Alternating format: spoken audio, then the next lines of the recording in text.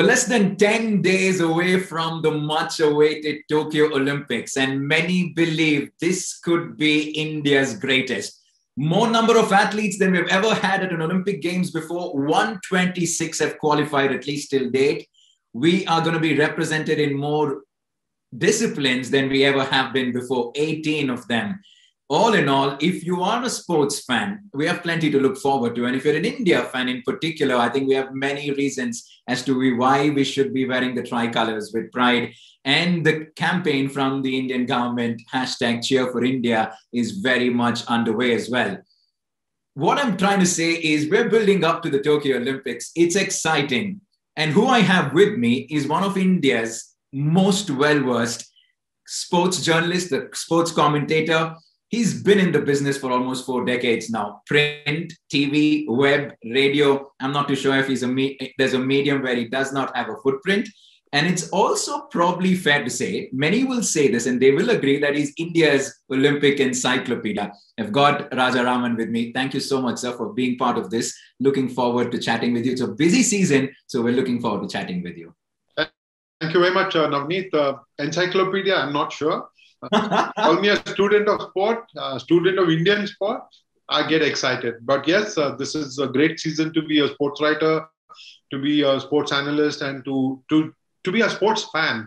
I don't think it can get any better than this. 124 athletes at the last count for me, and 18 disciplines, some of which are new, some of which are coming back after the lapse.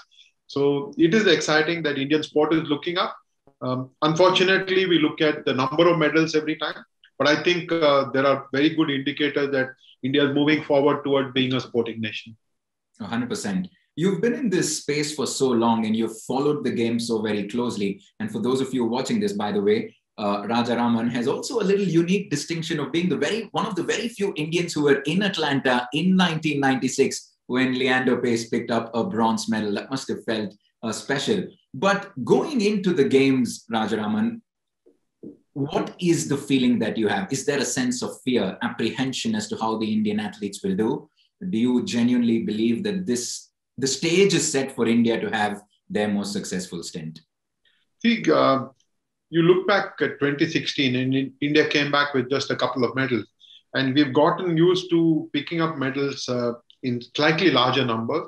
1996 was a chain break moment for us. Leander Pace getting that bronze medal, instilling belief in the Indians that yes, Olympic medals are not very difficult to get. If you work hard, you can get them. And Abhinav Bindra instilling even more belief by getting that gold in 2008. But 2016 was a bit of a slide. And I think the government did well to have an Olympic task force with Abhinav Bindra as very important part of that. And then they worked very hard along with the athletes and the federations. I think there was a great synergy. And the feeling is of excitement. It is not of fear. There have been instances in the past where athletes have let us down as fans, as observers, because your expectations were pegged high. But I believe that this Indian team, this generation of Indian athletes, particularly the younger ones, they know no fear. Abhinav Bindra spoke about how he was almost like a fresher in the year 2000 in Sydney. He had no clue about what was happening. There were lots of giants around him. So when someone like him can go on to win the medal, a gold medal in 2008, it tells you that it takes a lot to win a medal. But this generation is firmly of the belief that it can do something special. Look at the number of Indian athletes who are in the world top 10 in their respective discipline. So many of them are world number 1. And I think that instills confidence in me that there will be a few medals more than the last time. And just to continue on that, the fact that we have more athletes traveling than ever before, we have more disciplines being represented, is that also an indication that India is progressing in the right direction from the games gone by? Yes, it is. There is no doubt about that. I think what has happened is India has realized that sport is a full-time profession. It is no longer the pastime that many used to think of sport as. I think everybody has embraced the fact that even if you're an 18-year-old, you've got to work day in and day out. And as Abhinav Bindra points out, Olympics don't happen once in 4 years.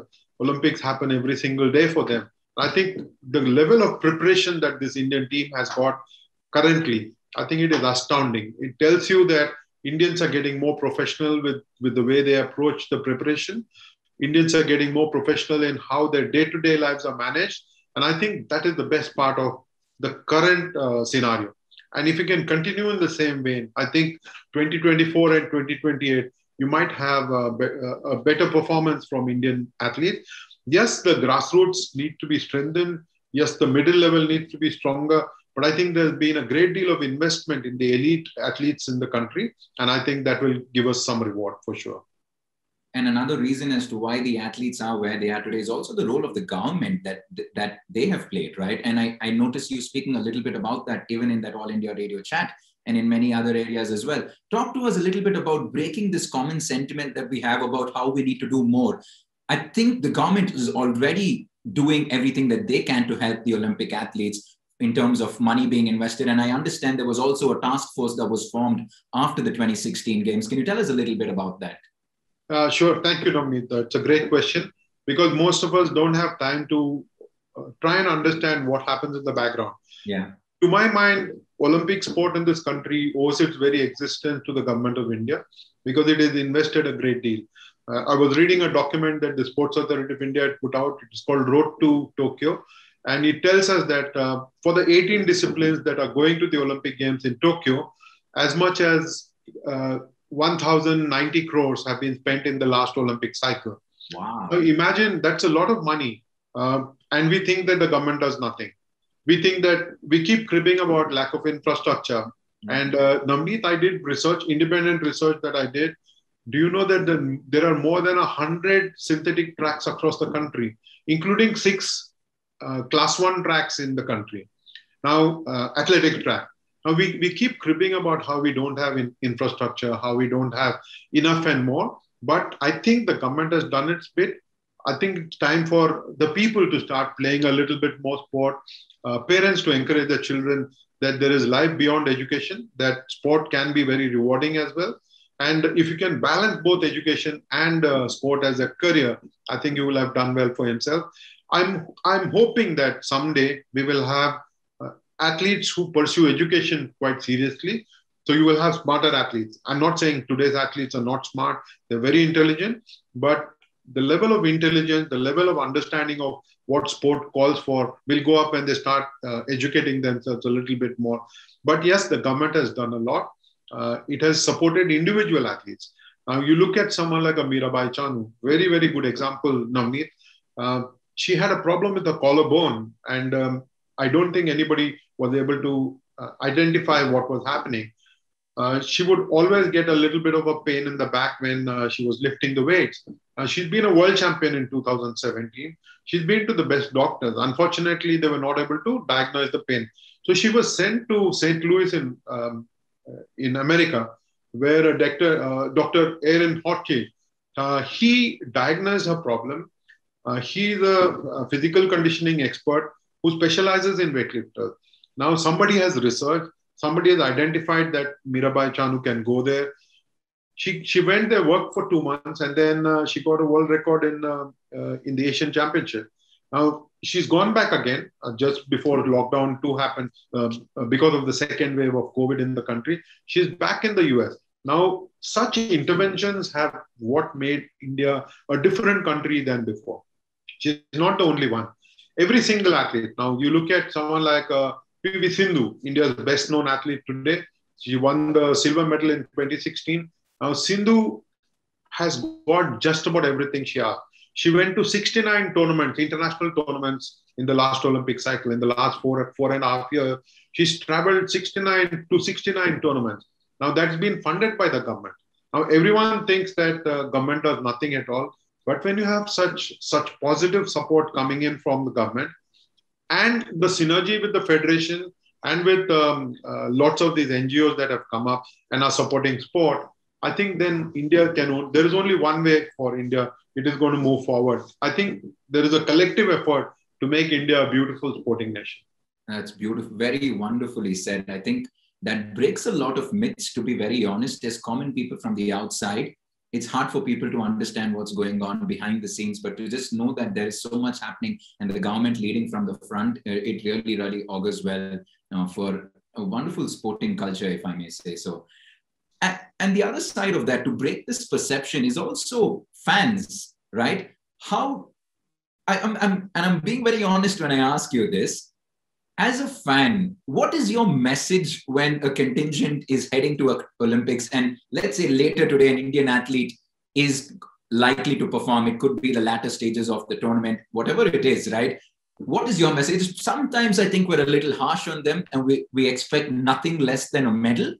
Can you tell us a little bit about, if you really want to say something to that Indian fan out there, what would that message be? No, I would only tell the fan, and I would tell myself first and foremost, that you back the athlete through the 4 years. Don't just spring up on the last day of the Olympic Games and say, hey, very, very, very well done, you won the medal, or you don't downplay an athlete who's not been able to win a medal. Support them through their careers. I think it's very important to understand that Olympic sport is not like cricket. A lot of people compare cricket and the Olympic sport. Cricket is, you can get to watch cricket 100 days in a year. The Indian team plays on your television screen 100 days in a year, Navneeth. Whereas you don't get to see a Sania Mirza or a PV Sindhu play 100 days in a year. The day that happens, the day we start asking our television channels, we start asking our newspapers to report more about our own champions, then we have been true fans. Until then, and if you only surface at the Olympic Games and express our disappointment or our pleasure when somebody wins a medal, I think we are being unfair to them. We need to be with them through thick and thin. And that is what true fan is. You look at European football teams, even when they're down in the dumps, their fans are with them. Their fans don't ditch them. I think the lesson for us is support Indian sport, even though it is not so much on television. Just support sport. Start demanding of your TV channels, start demanding of your website, start demanding of your newspaper that Indian sport get more coverage. I think then we have been true fans. Until we make a noise as fans, you're not going to get Indian sport on your television sets, not enough. You're not going to get Indian sport in your newspaper. I'll give you one example, Navneeth. We had Yuvraj Valmiki, a fantastic hockey player who scored a winning goal in a big match against Pakistan Asia Champions Cup. Now, everybody then discovered that he hailed from the slums in Bombay. Now, he was already a star. He'd already played Junior India. He'd already played Senior India matches. But he scored a winning goal against Pakistan. So he became a superstar overnight. And that is when a lot of us discovered that he hailed from the slums in Bombay. I think these stories need to be told when they're coming up.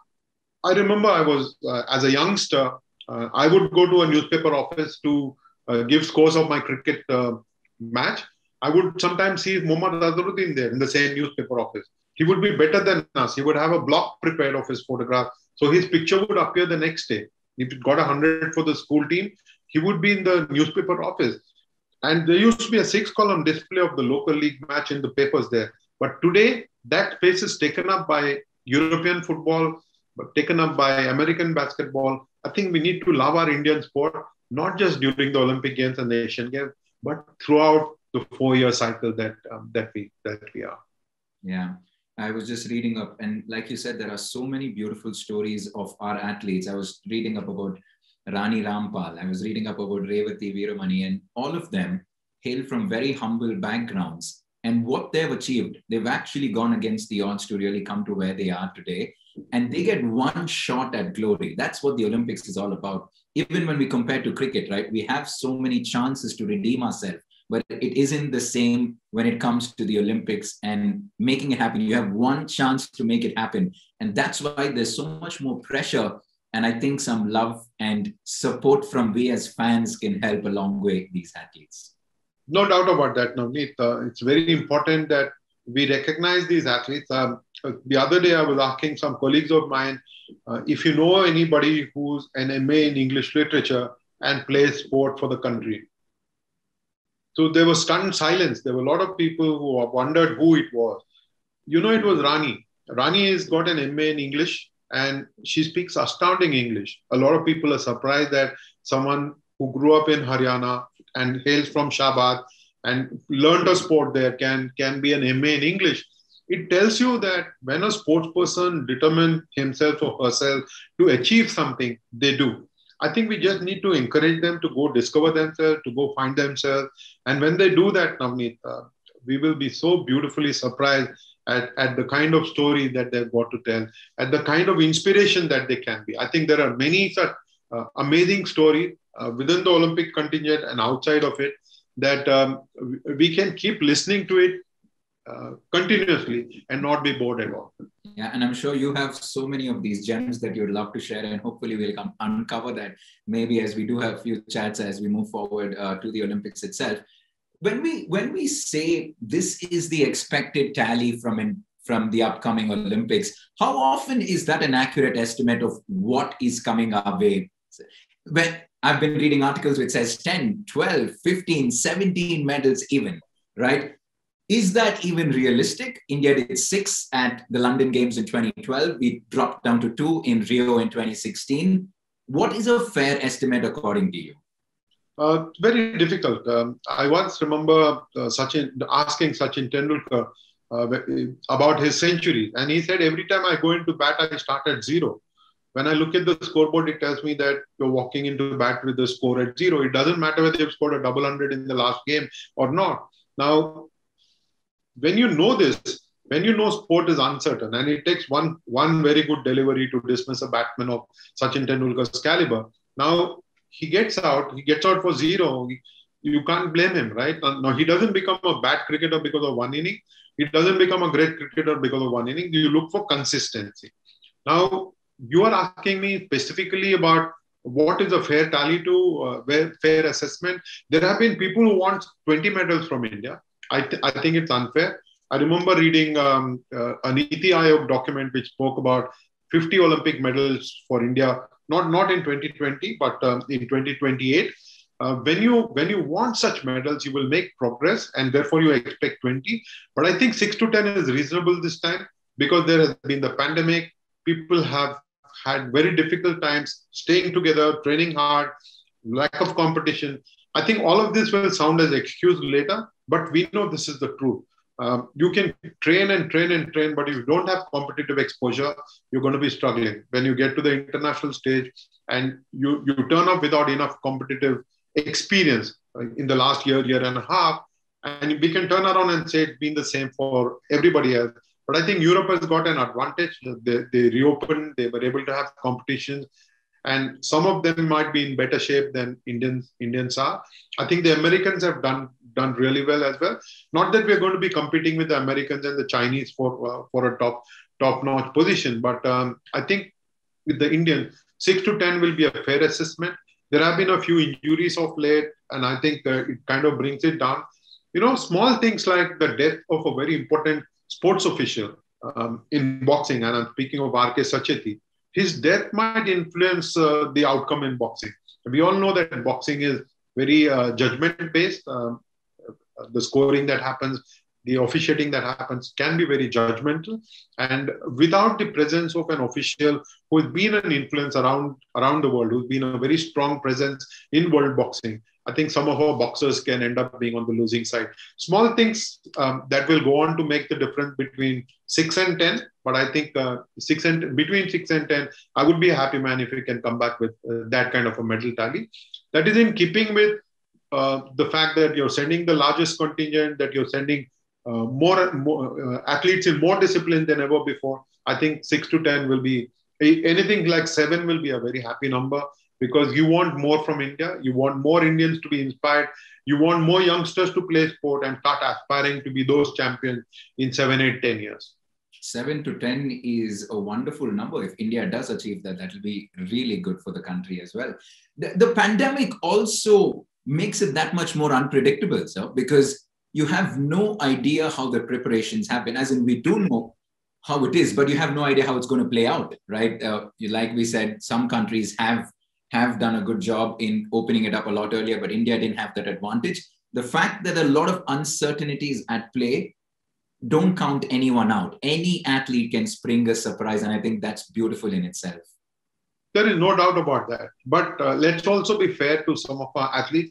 You take Bhavani Devi, the first Indian woman fencer to qualify, the first Indian fencer, in fact, not just a woman, the first Indian fencer to qualify for the Olympic game. Now, she's ranked 40th in the world, around 40 in the world, even though there are only 34 athletes competing with her. I think the key really is to expect her to perform to the best of her ability, not expect a medal from her. It's going to be very difficult. Sometimes the luck of the draw plays a very evil role, if I might say. You look at Sindhu; she's got a challenging group. For her to progress from there to the quarterfinals is going to be a challenge, and to do well in the quarterfinal and in the semi-final again. There will be hurdles along the way. No, nobody said Olympic Games is going to be easy, but it is going to be tough for India to pick up medals in some of those sports that we thought India will do well. But yes, 7 to 10, 6 to 10 ideally, would be a magical effort from India, given that pandemic came in the way, given that many of our athletes have lacked the competitive experience of the last year and a half.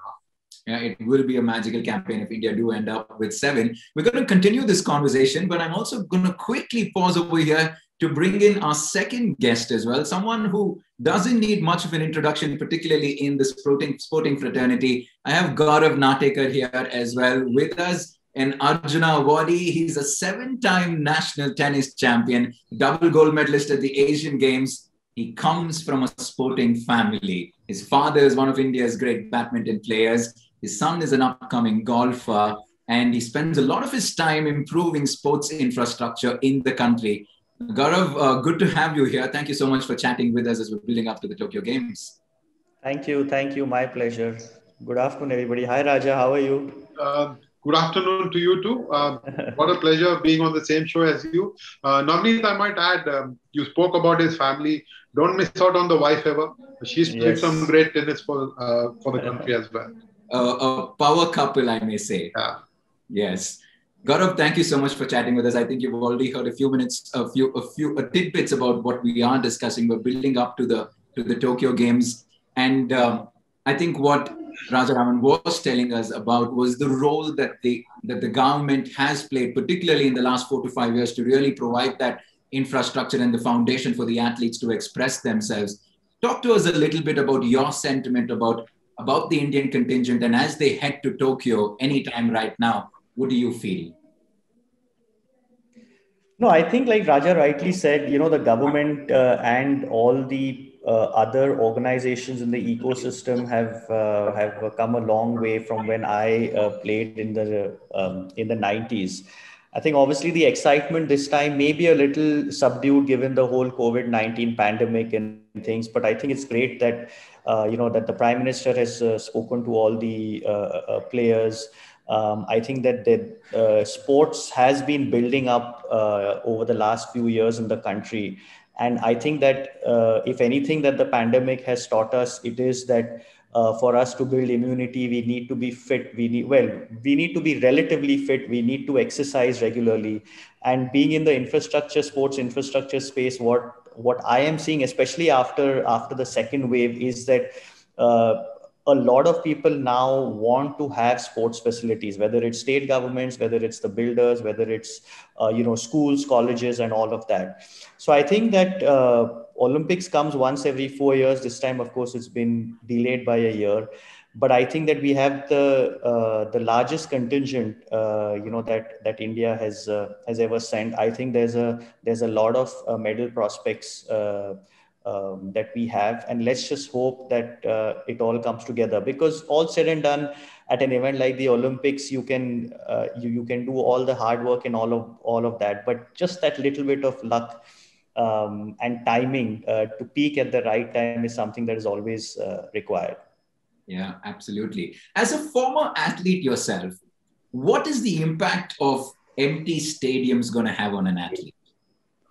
No, I think it's huge. I think that no athlete likes to play in an empty stadium. When you're coming up in the ranks of your sport, and it could be any sport, and I'll speak for tennis because that's my game. When you're playing in the lower ranks in the ITF tournaments and stuff, you barely have any spectators. But once you get to a certain level, and especially at the Olympics, these are all athletes who have played at the largest stadiums, who have played with the love and affection of their countrymen. So they are used to seeing and playing with big crowds. Whether the crowds are with them or against them doesn't matter. I mean, Djokovic, recently said that he uses the negativity of the crowd. When the crowd is booing him, he actually thinks in his mind that the crowd is cheering for him. So athletes at that level find a way to channelize that negative or positive energy to make them perform better. So definitely empty stadiums, all the protocols that are there, it's not going to be easy on the athletes or on the officials and the support staff. But I think that's also what is going to make this Olympics special. And I think that, maybe 50, 70, 100 years from now, they may not talk of the 2016 Olympics or the 2024 Olympics, but they'll definitely be talking about the 2021 Olympics in Tokyo.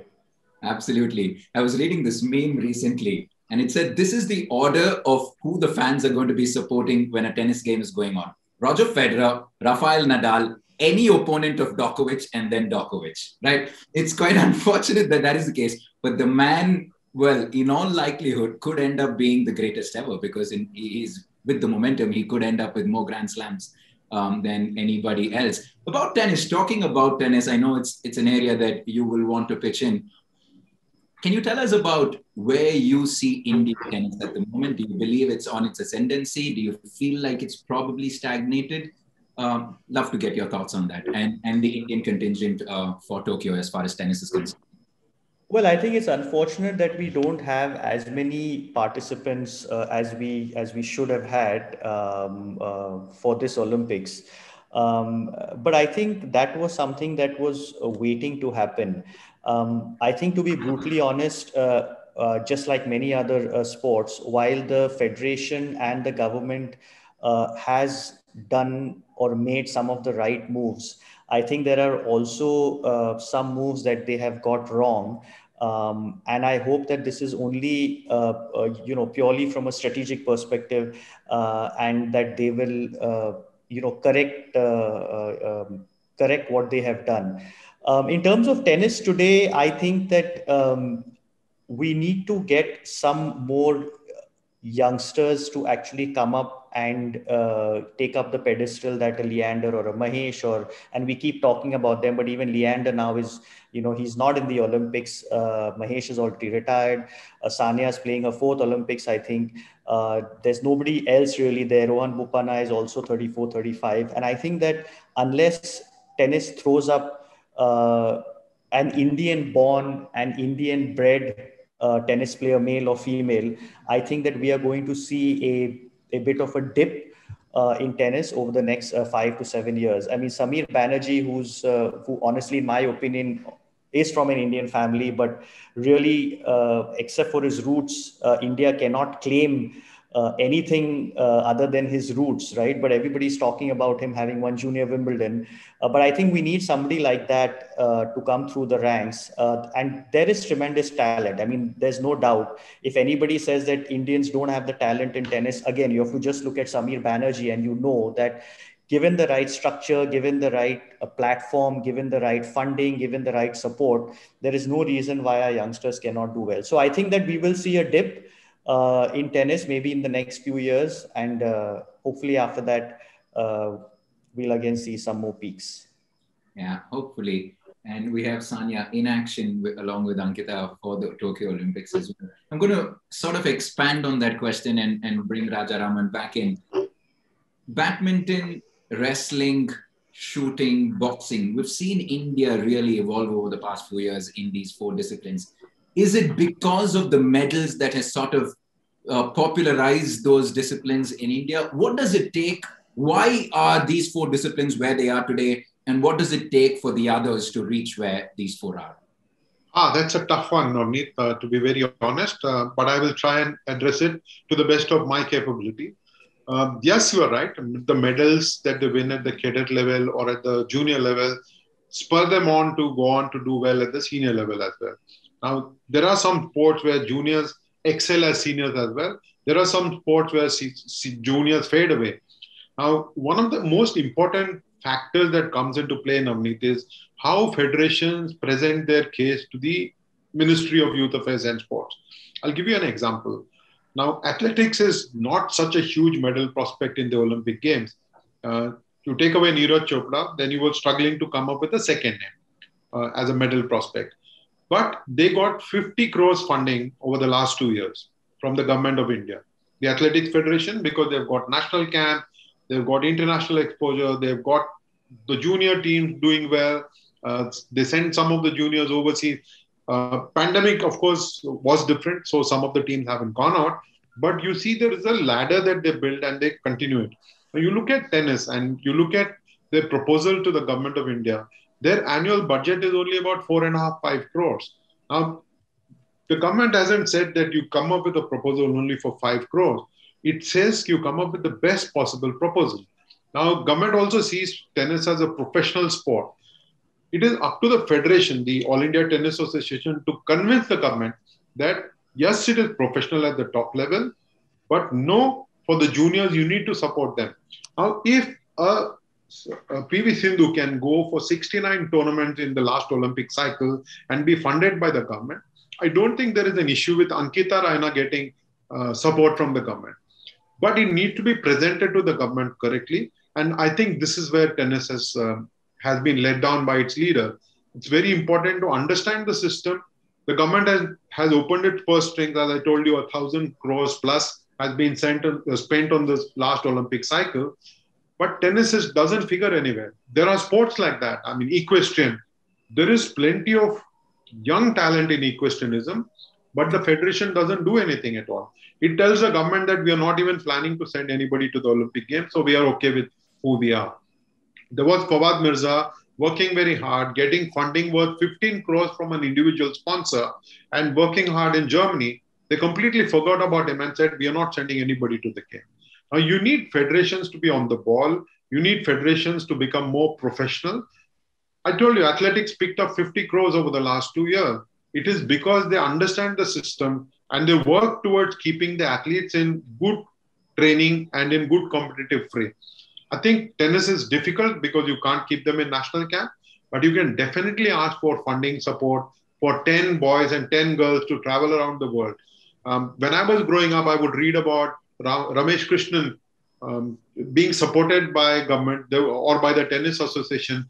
They would travel to Europe, play 6 weeks, and then come back home.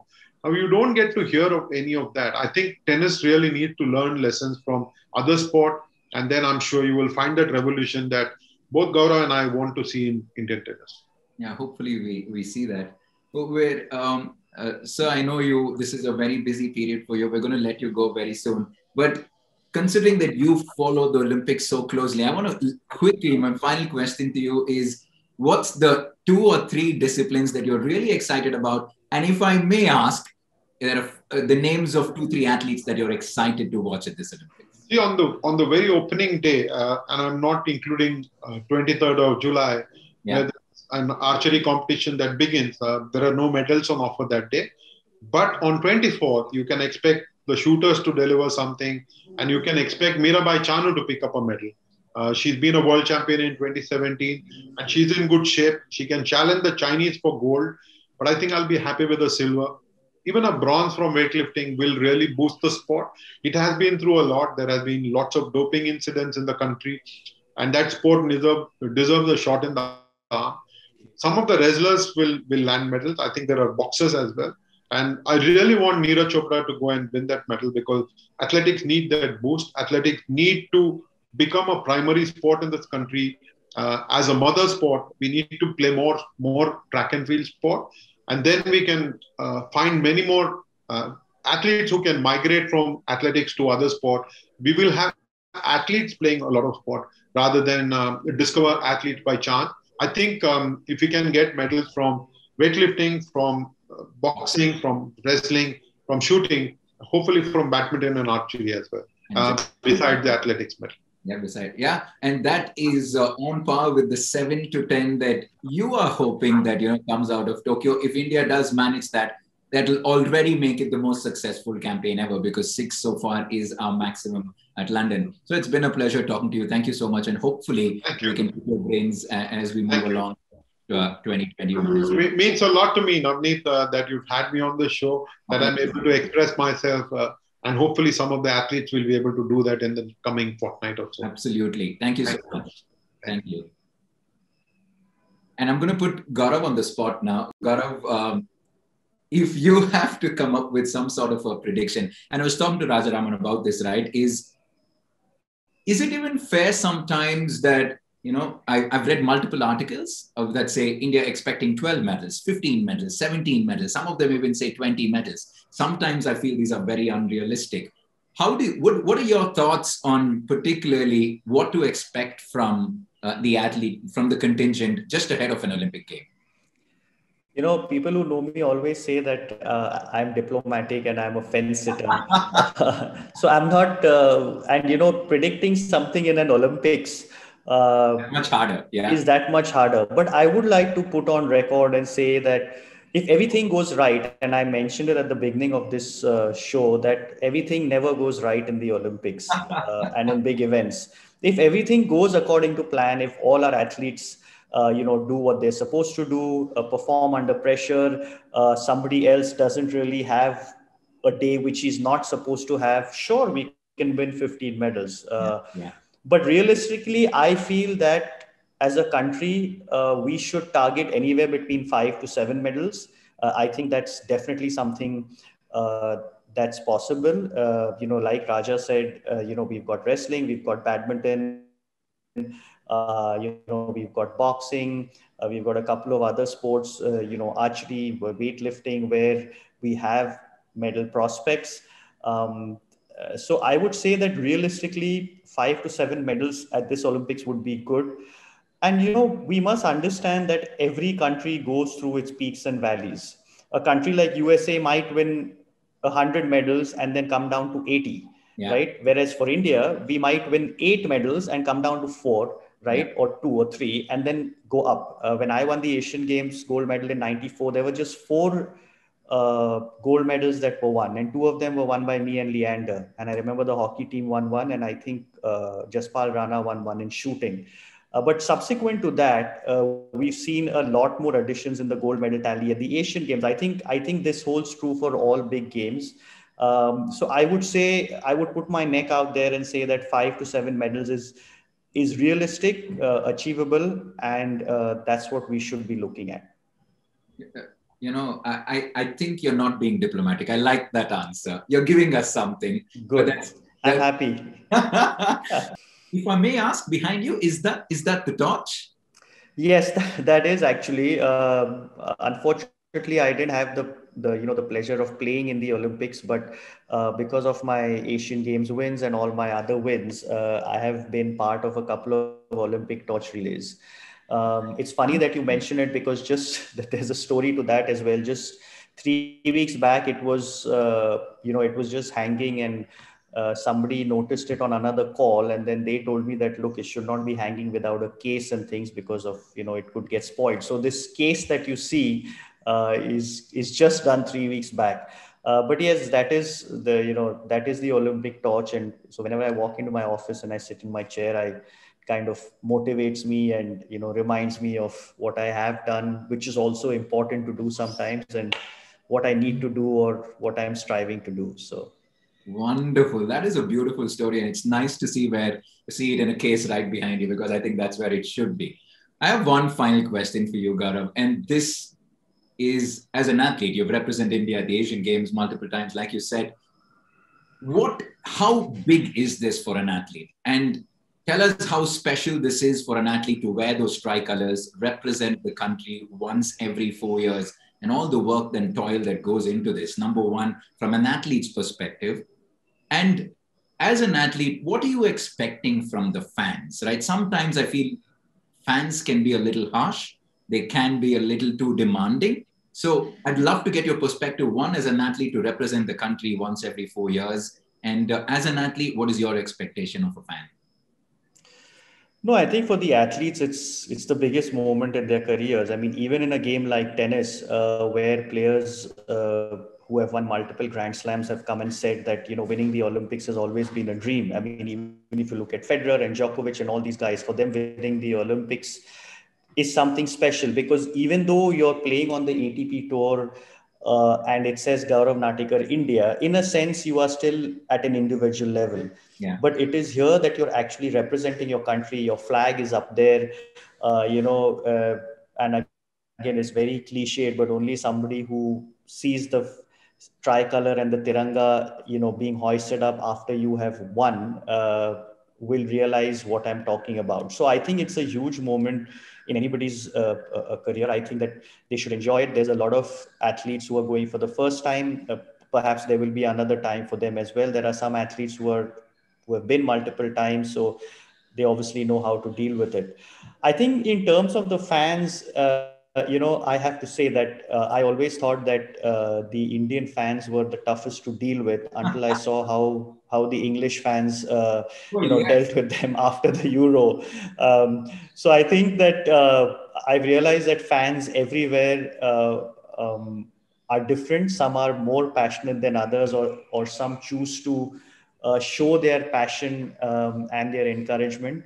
But I would just say that while it is great that we have so much of fan following now for sports other than cricket, and I would actually rather see the kind of extreme passion and support that the Indian cricket fan has for the Indian cricketers, where when they win, it's all hunky-dory and they're treated like demigods, and when they lose, they're kind of trash.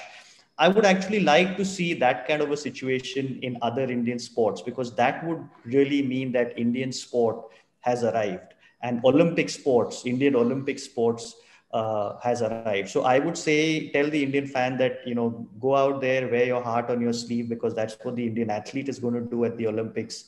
And, let's cheer for them.